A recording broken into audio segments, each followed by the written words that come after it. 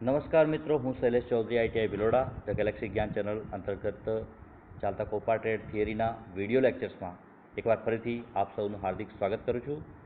આગળના લેક્ચર્સમાં આપણે લેસન નંબર 80માં introduction of cyber crime and cyber security વિશે ચર્ચા કરી હતી. એમાં મેઇન ફોકસ આપણો સાયબર ક્રાઇમ વિશે હતો. આ ટોપિકમાં આપણે ચર્ચા કરીશું સાયબર સિક્યુરિટી વિશે. એના પહેલાં આપણે ચર્ચા કરીએ. જૂના લેક્ચર જે લોકોએ ના જોયા હોય એ જૂના લેક્ચર જોઈ લે. ખાસ કરીને આ ટોપિક માટે લેસન નંબર 80 આગળનો જે વિડીયો આપણે મૂક્યો હતો સાયબર ક્રાઇમ અંતર્ગતનો, એ વિડીયો ખાસ જોઈ લે, જેથી આ વિડીયોમાં તમને સમજવામાં તકલીફ પડે નહીં. લાસ્ટ લેક્ચર વિશે આપણે થોડી આંશિક ચર્ચા કરી લઈએ. તો આપણે જોયું હતું ઇન્ટ્રોડક્શન ઓફ જે સાયબર ક્રાઇમ છે એનામાં જે ગેરકાનૂની કૃત્ય ઇન્ટરનેટ અને નેટવર્કના માધ્યમથી કોમ્પ્યુટરની માહિતીને જે વિકૃત કરી, ચોરી કરી અને દુરુપયોગ કરવામાં આવે છે એના વિશે ચર્ચા કરી હતી. તો એ આ ક્રાઇમ કેવી રીતે ઓર્ગેનાઇઝ થતો હોય છે, તો એમાં મેઇનલી આપણે હેકિંગ વિશે જાણ્યું હતું કે હેકિંગ જે હેકર છે એ માહિતીને ચોરી અને એનો દુરુપયોગ કેવી રીતે કરતા હોય છે, કયા સોફ્ટવેરમાં યુઝ કરતા હોય છે. બે પ્રકારના હેકર પણ જોયા હતા, બ્લેક હેટ હેકર અને વ્હાઇટ હેટ હેકર. જે એક ગેરકાનૂની કાર્ય કરે છે, તો વ્હાઇટ હેકર જે છે એ સરકાર માટે એટલે કે કાનૂની રીતે યોગ્ય કામ કરતા હોય છે. સાયબર સ્ટોકિંગમાં કોઈ વ્યક્તિને ઓનલાઈન કેવી રીતે હેરાન પરેશાન કરી યા બદનામ કરવાની ક્રિયા કરવામાં આવે છે. થેફ્ટની અંદર ડેટા કેવી રીતે ચોરવાનો હોય, કેવી રીતે ચોરાઈ જાય છે અને એનો દુરુપયોગ થાય છે. આઈડેન્ટિટી થેફ્ટ, જે સૌથી વધારે અત્યારે ઉપયોગ આઈડેન્ટિટી થેફ્ટનો થાય છે. સાયબર અપરાધમાં આનો ઉપયોગ વધી રહ્યો છે. તો બેન્કિંગ વ્યવહારો, આરબીઆઈના કર્મચારી તરીકે ઓળખાણ છુપાવી અને તમારો પર્સનલ ડેટા મેળવવાની કોશિશ કરવામાં આવે છે. ડીડોસ, ડિસ્ટ્રીબ્યુટેડ ડિનાયલ ઓફ સર્વિસ, કોઈ વેબસાઇટ ઉપર ટ્રાફિક વધારી અને તમને એની સર્વિસથી અટકાવવાની પ્રક્રિયા. પછી બોટનેટ છે, રોબોટ નેટવર્ક જેને કહીએ, તો એની અંદર પણ તમારા કોમ્પ્યુટરને સ્લો કરીને હેકરને એન્ટર કરાવવાની પ્રક્રિયા થતી હોય છે. સોફ્ટવેર પાયરેસી, કોઈ સોફ્ટવેરની ડુપ્લિકેટ કોપી બનાવી એનું વેચાણ કરવું, પોતાના અંગત ઉપયોગમાં લેવું. ઈમેલ સ્પૂફિંગ, ઈમેલ ઉપર કોઈ ખોટી સંસ્થા તરફથી મેસેજ હોય એ રીતનો મેસેજ ડિઝાઇન કરી અને ઈમેલ મેળવનારને ગુમરાહ કરવો. આ બધી પ્રક્રિયા આપણે જોઈએ.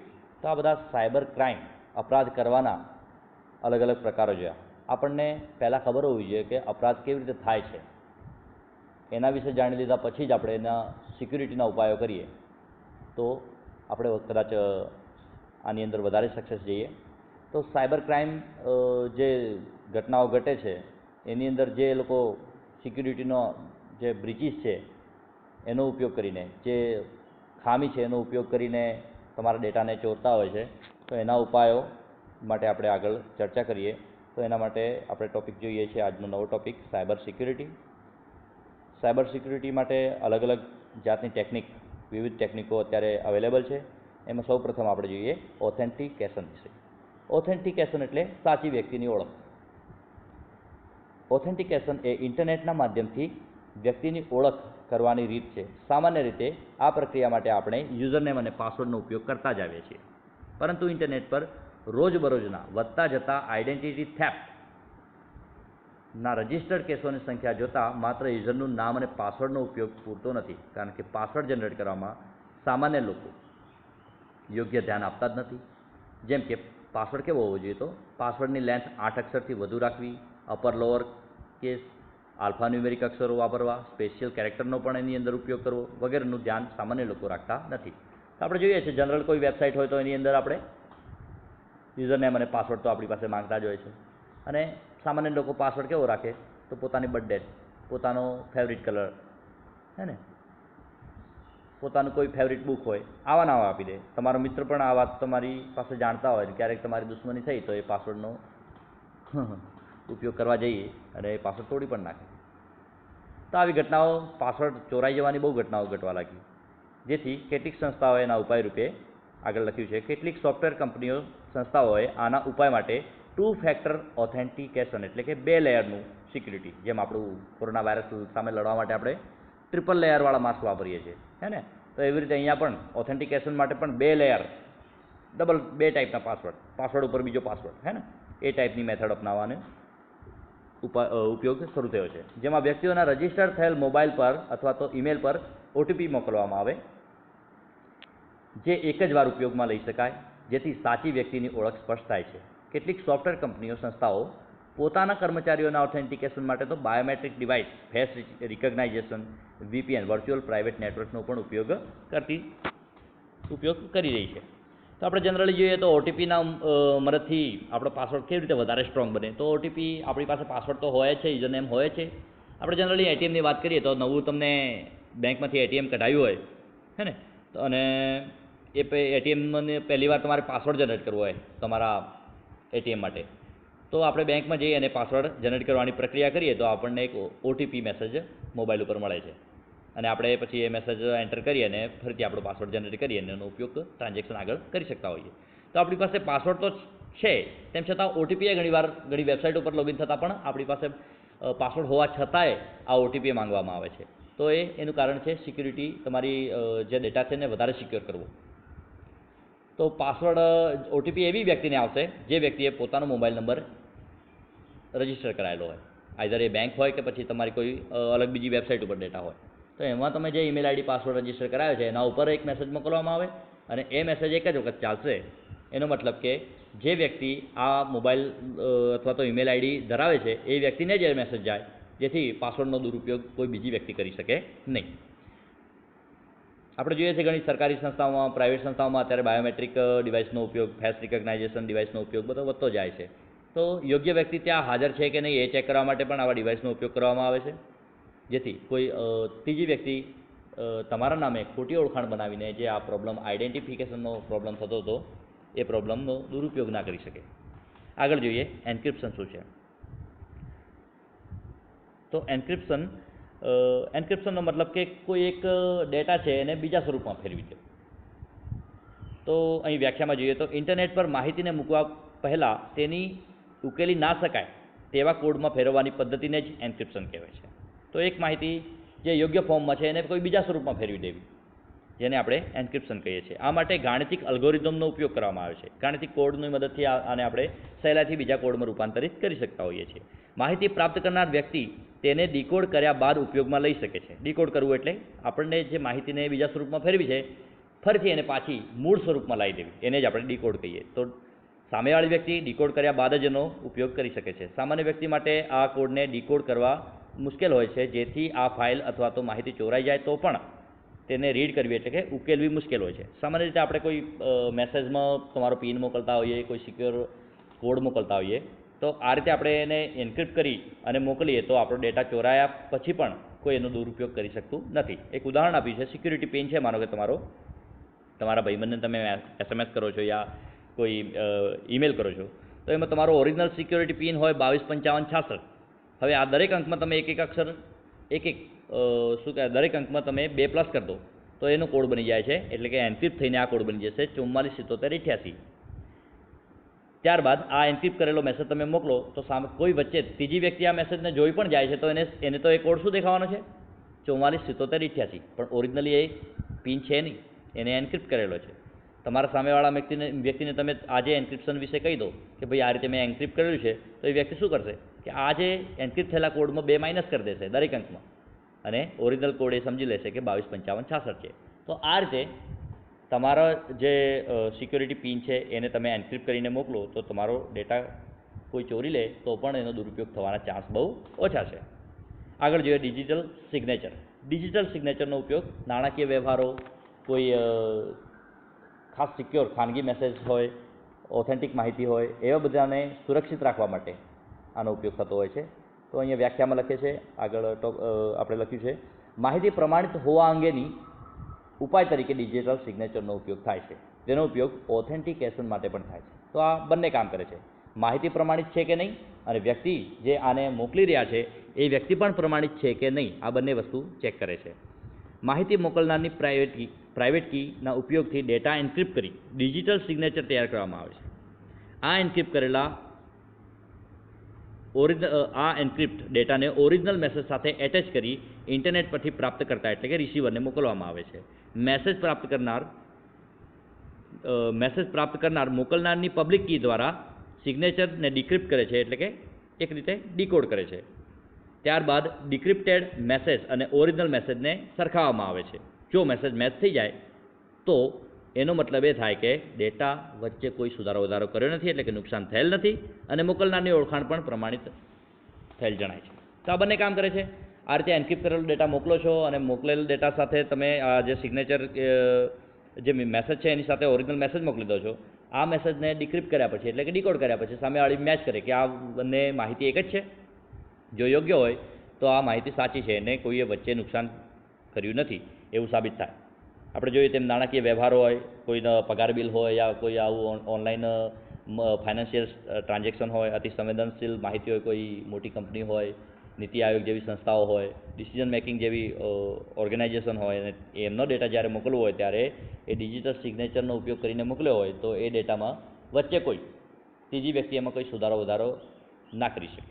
તો એના માટે આપણે ડિજિટલ સિગ્નેચરનો ઉપયોગ કરતા હોઈએ છીએ. એન્ટીવાયરસની વાત કરીએ આપણે.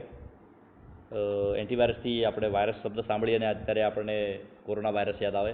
ત્યાં બધા જે ઘરેથી નીકળી નથી શકતા એના માટે આપણે આ વાયરસ જવાબદાર છે, અને કોરોના વાયરસ સામે આપણે આજે સૌ લડી રહ્યા છીએ. પણ શું કહેવાય, કોઈ પણ વાયરસને નુકસાન કરતો અટકાવવા માટે એનો એન્ટીવાયરસની જરૂર હોય છે. અને અફસોસ કે આપણે હજી સુધી દુનિયા કોરોના વાયરસની દવા એટલે કે એન્ટીવાયરસ એનું શોધી શકી નથી. તો આ વાયરસો આપણને ફિઝિકલ લાઈફમાં, ભૌતિક જીવનમાં આપણને હેરાન પરેશાન કરતા હોય છે. પણ આવા જ વાયરસો કોમ્પ્યુટરમાં પણ હોય છે. કોમ્પ્યુટરની દુનિયામાં જે વાયરસ હોય છે એની સામે લડવા માટે પણ એન્ટીવાયરસ હોય છે. તો વાયરસ, કોમ્પ્યુટરની અંદર આપણે વાયરસની ચર્ચા કરીએ તો વાયરસ શું હોય છે? તો એક પ્રોગ્રામ હોય છે, એક પ્રકારનું કોડિંગ છે. અને એ કોડિંગનું કામ એવું છે કે તમારે સિસ્ટમની અંદર જે ડેટા રહેલો છે, માહિતી રહેલી છે, એને વિકસિત કરવાની, એને બગાડવાની, ડિલીટ કરવાની, કોઈને કોઈ રીતે નુકસાન કરવાની. તો આવા જે કામો અંદર થાય છે એના નિવારણ માટે આપણે એન્ટીવાયરસની જરૂર પડતી હોય છે. તો વ્યાખ્યા લખી છે, કોમ્પ્યુટર વાયરસ સામે રક્ષણ માટે ઉપયોગમાં લેવાતા પ્રોગ્રામને જ એન્ટીવાયરસ કહે છે. એન્ટીવાયરસ પણ પોતે એક પ્રોગ્રામ છે. ઇન્ટરનેટ પર વિવિધ મેલિશિયસ પ્રોગ્રામ એટલે ખોટી એક્ટિવિટી કરતા જે પ્રોગ્રામ છે એને આપણે વાયરસ, વર્મ, ટ્રોજન હોર્સ વગેરે કોમ્પ્યુટરના ડેટાને નુકસાન કરવાના હેતુથી કે નાણાકીય લાભના હેતુથી કોમ્પ્યુટરમાં દાખલ થવાની કોશિશ કરે છે. તેને અટકાવવા માટે એન્ટીવાયરસ પ્રોગ્રામનો ઉપયોગ થાય છે. અહીં ઉદાહરણ આપ્યા છે થોડા એન્ટીવાયરસના. વધારે આપણા દેશમાં યુઝ થાય છે તો ક્વિકિલ છે, મેકેફી છે, બીટ ડિફેન્ડર છે, વિન્ડોઝનો માઇક્રોસોફ્ટ કંપનીનો પણ એન્ટીવાયરસ છે. તો આ બધા એન્ટીવાયરસના અહીં આગળ નામ દર્શાવવાની કોશિશ કરી છે. તો એન્ટીવાયરસની મદદથી આપણે આપણી સિસ્ટમને થોડી સિક્યોર રાખી શકીએ છીએ. આગળ જોઈએ ફાયરવોલ. ફાયરવોલ નામ સાંભળીએ તો આમ લાગે ફાયરવોલ શું હશે? કે સળગતી દિવાલ હશે? હા ભાઈ, એ કંઈક ઇન્ટરનેટની અંદર પણ એવું છે, ફિઝિકલી કોઈ સળગતું નથી હોતું ત્યાં. ફાયરવોલ નામ આપવા માટે એક કન્સેપ્ટ, જેમ આપણે ચાઇના વોલ, ચીનની દિવાલ શું કામ બની? તો આવા જે કંઈ યુદ્ધો થતા હતા તો યુદ્ધોથી કોઈ રાજ્યને બચાવવા માટે આવા કિલ્લેબંધી કરવામાં આવતી હતી.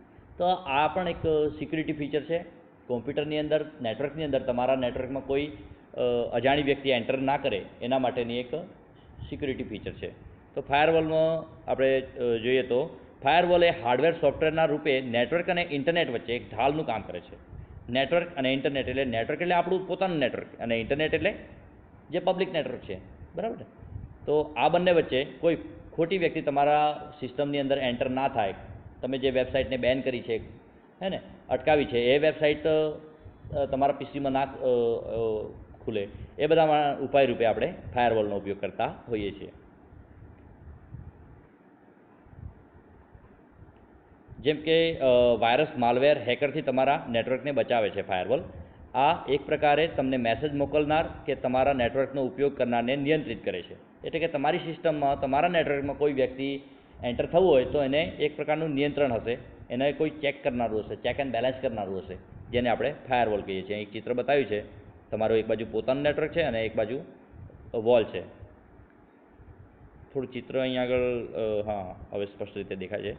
તો અહીંયા આગળ તમે જોઈ શકો, તમારું પોતાનું લેન છે, વચ્ચે ફાયરવોલ છે, અને અહીંયા જાહેર નેટવર્ક છે, એને વાઇડ એરિયા નેટવર્ક કહીએ આપણે. તો આ બંને વચ્ચે એક દિવાલ છે. એનો મતલબ કે અહીંયા આગળ કંઈક એક પ્રકારની સિક્યોરિટી છે, જેમાંથી તમારે પસાર થઈને જ આગળ વધવું પડશે.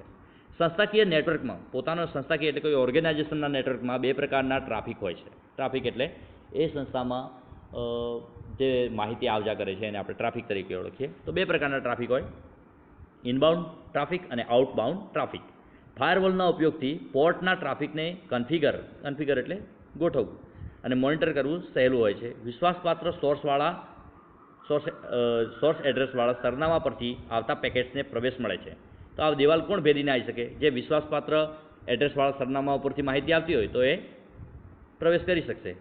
પેકેટ્સ એટલે માહિતીનો સમૂહ.